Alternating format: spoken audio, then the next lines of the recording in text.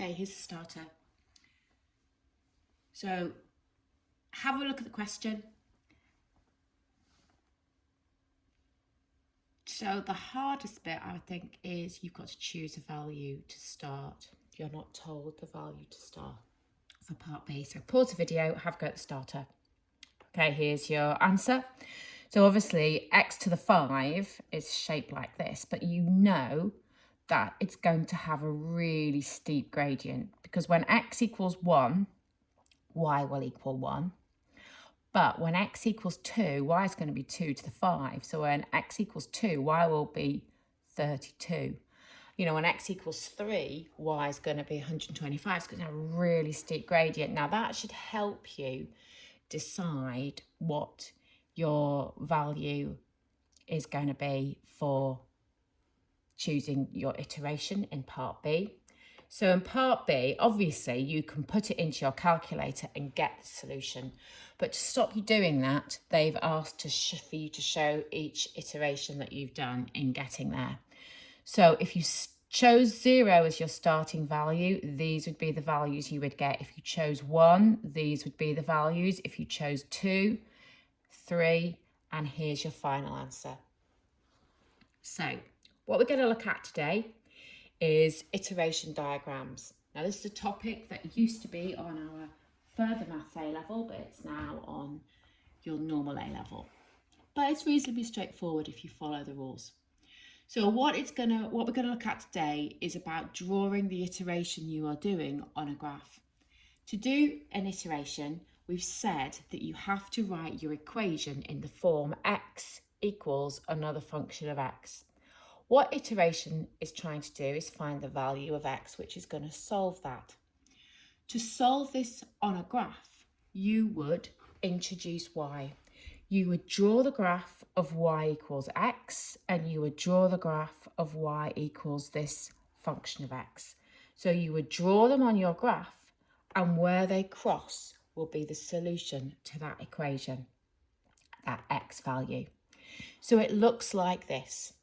So you can see you've got the line y equals x. That's always going to look the same.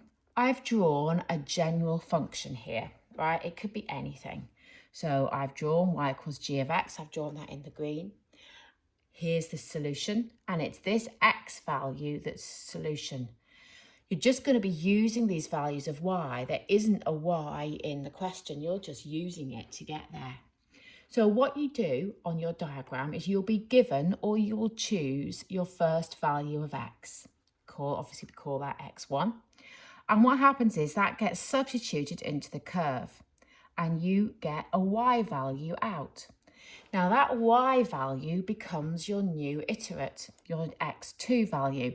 And that's because if you think about that y value, if you now think where that line is there, because this is the line y equals x, that y value becomes this x value because y equals x on that red line.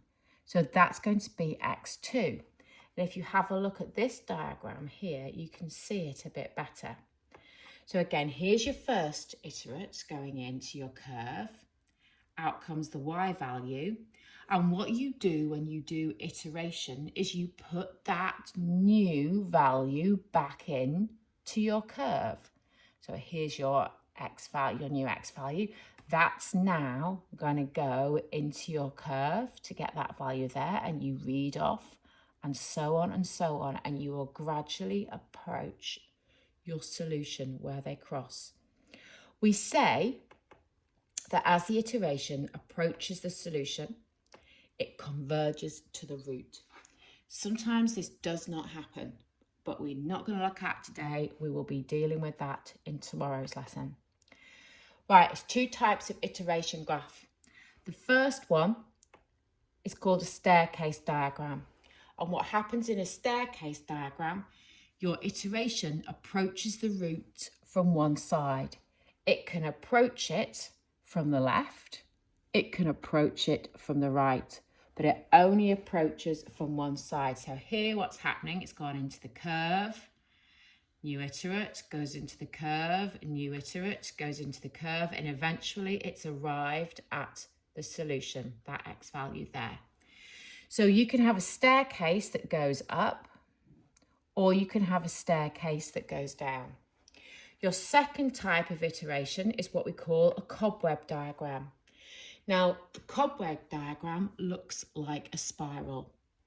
And what the iteration is doing here is it's sort of like it's like going, oscillating towards the root. So 1 minute it's bigger than the root, next minute it's smaller, but gradually it gets there, approaching it from either side, not from one side. So here's my first iterate, into the curve it goes. Okay, that's my y value, which becomes my new x value. So that's my new iterate, in it goes. Work out your y value, that's your new x value, into the curve it goes, and so on. So what actually happens is it sort of spirals towards the solution, obviously called a cobweb diagram. When you're drawing your iteration on a graph, think curve, line, curve, line, curve, line, and you draw it in that way. So let's have a look at a couple of examples. So example 1, I've got the iteration formula. So my n+1th value of x is 1 minus the square root of the nth value of x, all to the power of a third, or so obviously all cube rooted. And our starting value is x1 equals 0.5. So here they are drawn on a graph, and you can see the scale is nice and big, so you can see what's going on in detail. So as always, your y equals x is there, and here's your curve. So your starting value is 0.5. So we go to our first iterate, 0.5, and we substitute it into the curve. That would be what would happen if you were actually doing the iteration on your calculator. The value that comes out, your y value, becomes your new x value. So you can see what it is. It looks like it's about 0.6, 0.67. That becomes your new x value. So if you look at the next diagram, so it's become your new x value, your x2 iterate. What's going to happen now is that's going to go back into the curve. Okay, and then you read off your next y value. That becomes your next iterate.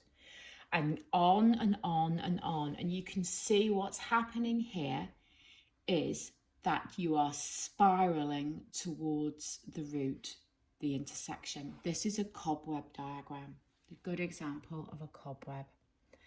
So that's example 1. Example 2, a little horrible.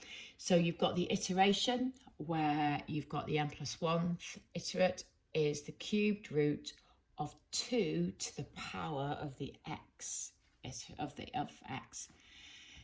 So what we've done is we've got the curve. Again, you can see this is obviously, we've scaled it up to see in detail, because otherwise this would be tiny if it's on a bigger graph. You can see that we've got the line y equals x, and we've got the curve y equals the cubed root of 2 to the x. So we've introduced y to help us do this graphically. And our first iterate is 1.5. So again, as an iteration, I mean, you can do this all on your calculator, and you could see the values that you're going to get out. So if you substitute 1.5 in, okay, you get your y value out, and then that becomes your new iterate. So if we look at this next diagram, so there was x1, your 1.5. Okay, we get our new iterate, x2, that now goes in. Okay, a little bit further, and gradually you're stepping down towards your solution. Now this is called a staircase diagram. So what you could do for each of these iterations, if we go back, so if you look at your first example, what you could do here is put this into your calculator, especially if you use the recurrence option on the menu, which Mrs Reid sent you a video about, where you can see all the solutions in front of you. So that's what Mrs Reid was talking about when she said it's going to make life much easier when you do this graphically. If you put this in your occurrence section of the menu and you see all your iterates, you will see that they are, they are oscillating towards the root. They're homing in on one root from either side. So you will be able to see numerically that it is a cobweb diagram. Again, if you look at example 2, if you put that into your calculator, into your recurrence menu, again, you will be able to see, because it lists all the iterates for you in the table, you will be able to see that they are gradually decreasing towards the root. So you will be able to see on your calculator from the list of values that this is a staircase diagram, a staircase iteration. So here are some questions for you to do.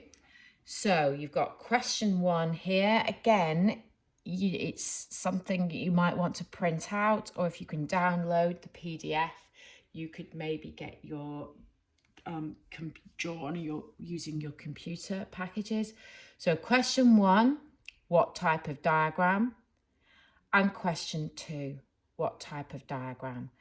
You can, of course, put these into your calculator using the recurrence option, and you'll be able to visualize what's actually happening. But have a go at these. So pause the video, have a go at these 2 questions that you really need to have printed off. Okay, here are the answers. So the first one is a cobweb diagram.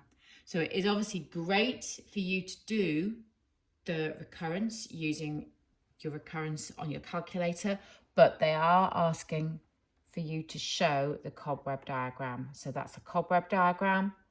And again, this one here, curve line, curve line, curve line, always thinking curve line, curve line, curve line.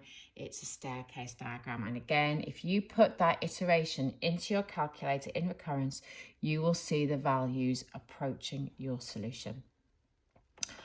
Right, you're now going to do 8 questions like this. So the first part is going to ask you to draw the iteration. On all of these questions, you've got the line y equals x drawn and the curve. You're then going to describe the diagram. Is it a staircase or is it a cobweb? And then you're going to do the actual iteration on your calculator, giving your answer to 3 decimal places. And by looking at these values, especially if you're doing it in your recurrence option on your calculator, you will be able to see whether they are a staircase or whether they are a cobweb. So here are the questions. So we've got questions 1 and 2 there. 3 and 4, 5 and 6, 7 and 8. So again, you've got starting values. So if you print off your PDF, you should be able to have a go at either drawing this, and if you can't, if you don't have a printer, then try download the PDF and see if there's any way you can use your packages to draw on it. Okay, if not, just try and visualize it using your calculator. Okay, here are the answers to those questions.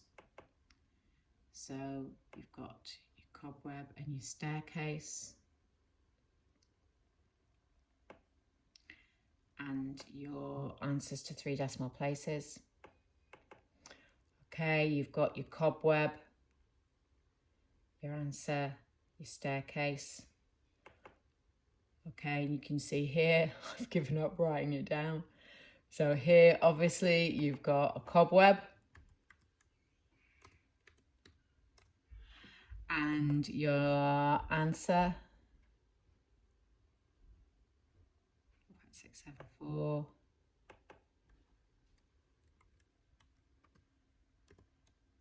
That's obviously a cobweb. I'm just going to start writing in staircase, but that's a cobweb. And your answer, 0.593. And ooh, obviously that's quite an unusual little thing there, isn't it? So it looks like you've got yourself a staircase, and then it seems to cobweb. Wild, crazy.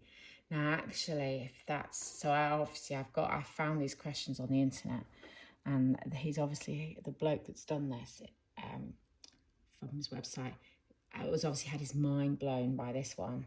So obviously looking at nearly 5,000 iterations to get there. Obviously, I think that's something worth talking about.